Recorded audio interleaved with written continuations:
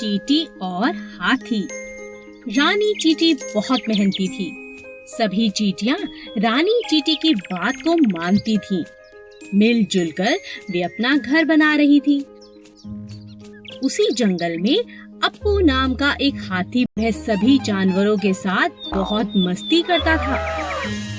जब चींटियों का घर बनकर तैयार हो गया तब वे अपने लिए खाना जमा करने लगी। तुम लोग इतनी मेहनत क्यों करते हो? कितना थक जाते होंगे। मैं अपनी सूंड से तुम्हारे घर को कभी भी नष्ट कर सकता हूँ। ये मेरे बाएं हाथ का खेल है। ऐसा कहकर अप्पू ने अपनी सूंड में पानी भरना शुरू किया। कुछ पानी पिया और कुछ चींटियों पर डाला। रानी चींटी को बहुत बुरा लगा। उसने कहा, हम बहुत दिनों से इतनी मेहनत कर रहे हैं अप्पू, पानी डालकर हमारी मेहनत को बर्बाद मत करो। मैं जो चाहूँ कर सकता हूँ। तुम बहुत घमंडी हो अप्पू।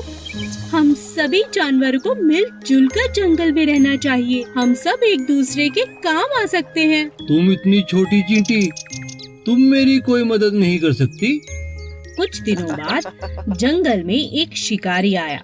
उसने अप्पू को पकड़ने के लिए जाल फैलाया और अप्पू उस जाल में फंस गया। तभी रानी चींटी की नजर शिकारी पर पड़ी। उसने अप्पू हाथी की जान बचाने की सोची।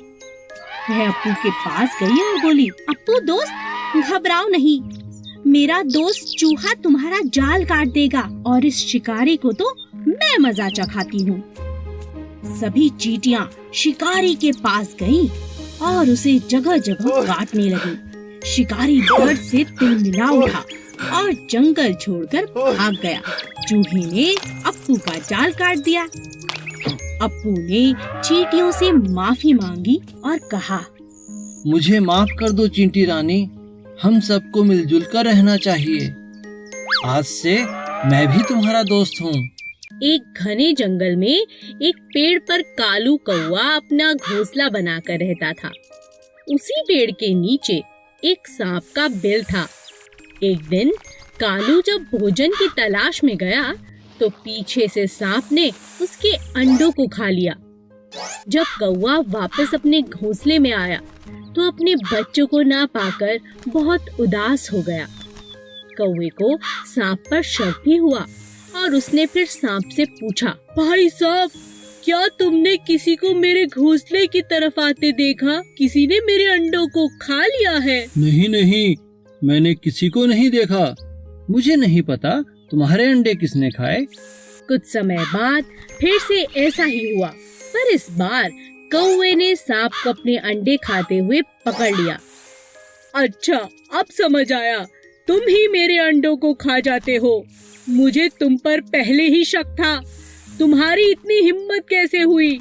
मेरे अंडों को खा गए। मुझे भूख लगी थी, इसीलिए मैंने तुम्हारे अंडों को खा लिया। तुम मेरा कुछ नहीं बिगाड़ सकते। इतना कहकर सांप अपने बिल में चला गया। कालू बहुत उदास हो गया और उसने सांप से बदला लेने की सोची।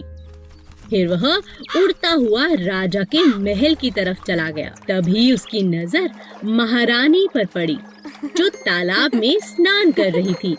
महारानी के कीमती जेवर तालाब के किनारे पड़े थे, जिनकी निगरानी उनके सिपाही कर रहे थे।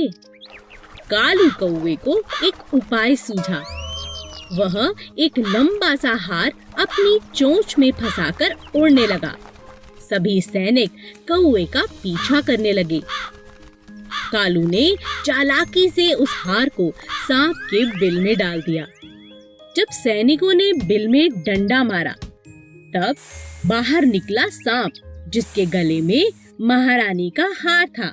सैनिकों ने पीट पीट कर सांप को जान से मार दिया और हार ले लिया। इसी तरह कालू कौवे ने सांप से अपना बदला ले लिया।